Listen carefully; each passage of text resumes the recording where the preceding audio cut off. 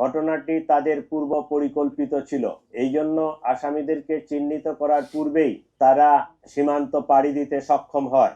Philip তাকে সীমান্ত পার করে ভারতের মেঘালয় রাজ্যে জনৈক পুত্রীর নিকট হস্তান্তর করে। আগামী 7 থেকে 10 দিনের মধ্যে আমরা চার্জশিট প্রদান করতে সক্ষম হব ইনশাআল্লাহ। ম্যাগজিন ছোড়া হত্যাকাণ্ডে ব্যবহৃত মোটরসাইকেল ও ভুয়া নম্বর প্লেট, যে নম্বর প্লেটটি অপারেশনের সময় লাগানো ছিল। ঘটনার সময় ওসমান হাদিকে বহনকারী অটোরিকশা। ঘটনাস্থল থেকে হত্যাকাণ্ডে ব্যবহৃত গুলির খোসা, ভিডিও চিত্র, সিসিটিভি ফুটেজ ও অন্যান্য আলামত। প্রায় 53টি অ্যাকাউন্টের বিপরীতে 218 কোটি টাকার স্বাক্ষরিত চেক। প্রিয় সাংবাদিকবৃন্দ, তদন্তে প্রাপ্ত তথ্য, বিভিন্ন গোয়েন্দা সংস্থার প্রতিবেদন, গ্রেপ্তারকৃতদের দেওয়া জবানবন্দি পর্যালোচনা করলে দেখা যায় ফয়সাল ও আলমগীর ঘটনার পরপরই ঢাকা হতে সিএনজি করে আমিনবাজারে যায়। পরবর্তীতে তারা মানিকগঞ্জের কালামপুর যায়। সেখান থেকে পূর্ব পরিকল্পনা অনুযায়ী একটি প্রাইভেট কারে করে ময়মনসিংহের হালুয়াঘাটে পৌঁছে।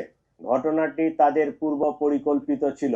এই জন্য আসামিদেরকে চিহ্নিত করার পূর্বেই তারা সীমান্ত পাড়ি দিতে সক্ষম হয়। হালুয়াঘাটের পূর্বে মুন ফিলিং স্টেশনে জনৈক ফিলিপ এবং সঞ্জয় তাদেরকে গ্রহণ করার জন্য অপেক্ষা করতে থাকে। ফিলিপ তাকে সীমান্ত পার করে ভারতের মেঘালয় রাজ্যে জনৈক পুত্রীর নিকট হস্তান্তর করে। পুত্রী এক ট্যাক্সি ড্রাইভার স্বামীর কাছে তাদেরকে হস্তান্তর করে। স্বামী মেঘালয় রাজ্যের তুরা নামক একটি শহর আছে, সেই শহরে তাদেরকে পৌঁছে দেয়। আমরা ইনফরমাল চ্যানেলে মেঘালয় পুলিশের সাথে যোগাযোগ করে যেটি জানতে পেরেছি, তারা ইতোমধ্যে পুত্রী ও স্বামীকে গ্রেফতার করেছে। আমরা সন্দেহ করি আসামিদ্বয় অবৈধ পথে সীমান্ত পাড়ি দিয়েছেন। এই ঘটনার সাথে বিভিন্নভাবে জড়িত থাকার কথা স্বীকার করে গ্রেপ্তারকৃতদের মধ্যে 6 জন স্বীকারোক্তিমূলক জবানবন্দি প্রদান করেছেন এবং 4 জন সাক্ষী তারাও 164 ধারায় সাক্ষ্য প্রদান করেছেন। চাঞ্চল্যকর এই ঘটনায় রুজুকৃত মামলাটি অত্যন্ত গুরুত্বের সাথে আমরা তদন্ত করছি।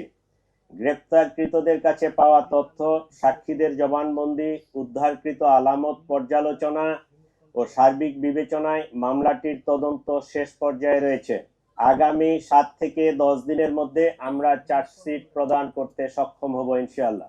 সরকার ইতোমধ্যে দ্রুত বিচার ট্রাইব্যুনালে মামলাটি নিষ্পত্তি করার ঘোষণা দিয়েছে। সেই লক্ষ্যে আমরা কাজ করছি। জঘন্য ঘটনায় ন্যায় বিচার নিশ্চিত করতে রাষ্ট্রের পক্ষ থেকে, আমাদের পক্ষ থেকে সর্বোচ্চ প্রচেষ্টা অব্যাহত রয়েছে।